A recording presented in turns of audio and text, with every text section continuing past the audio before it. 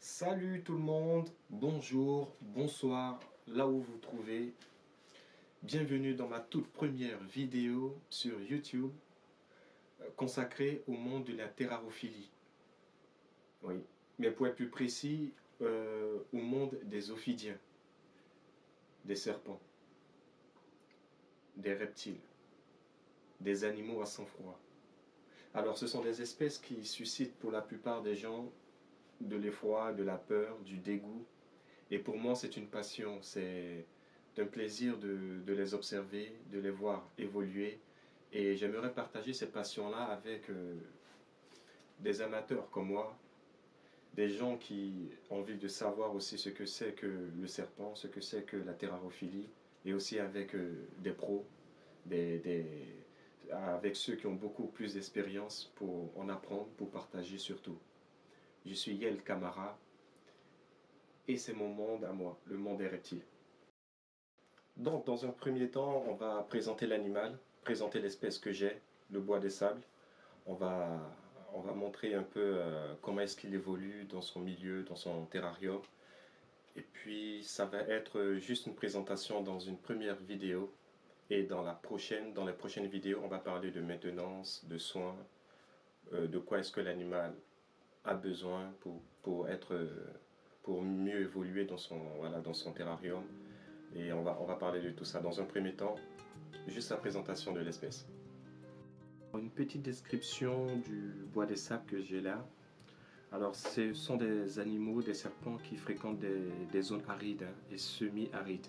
Les savanes sèches et broussailleuses, les zones arides, rocailleuses, les lisières des déserts et les dunes de sable végétalisées, par exemple. Il est fouisseur et préfère le sol sablonneux et meuble sous lequel il va s'enfouir. Mais il peut vivre aussi dans les terriers, sous les rochers, dans les termitières, entre les racines des buissons. Voilà. Donc au début de matinée, on peut l'observer en train de se réchauffer au soleil, dans son milieu naturel, hein, bien entendu. Mais d'une manière générale, il s'agit d'un serpent nocturne qui va rester caché toute la journée. Il va se déplacer avec une grande rapidité, aussi bien sur le sable qu'au-dessus qu'en dessous. Voilà, ce sont des serpents constrictors qui chasse souvent à l'affût. Il va rester enfoui en ne laissant que le haut de la tête qui va émerger et il se jette avec rapidité sur la proie qui va passer à côté. Il peut aussi chercher activement les nids d'oiseaux ou de mammifères. Ça l'arrive.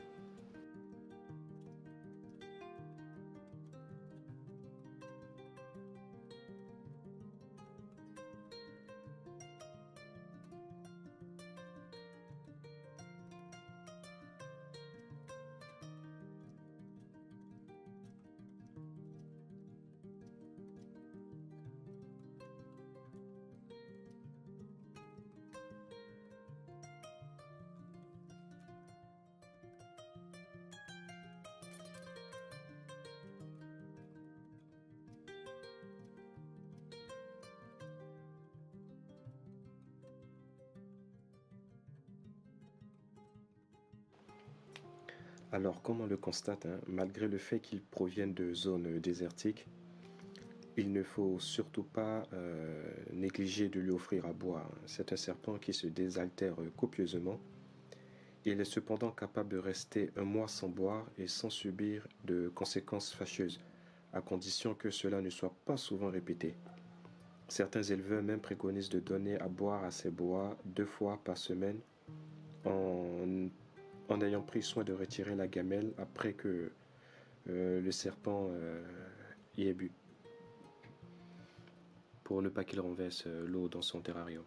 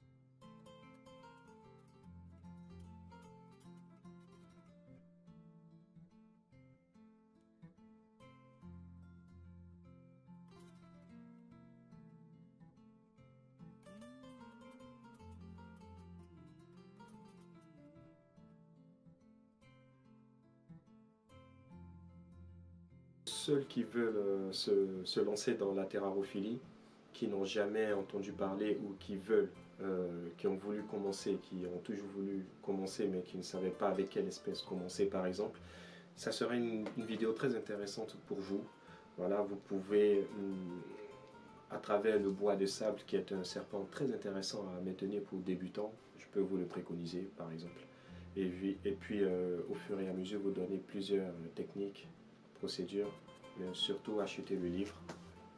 Un livre qui parle des animaux ou d'une espèce que vous voulez en avoir particulièrement chez vous et apprendre à le connaître. C'est très important. Ça parle aussi des espèces, mais aussi de leur environnement. Donc vous voyez, tout est lié. Il n'y a pas que l'espèce qu'on apprend.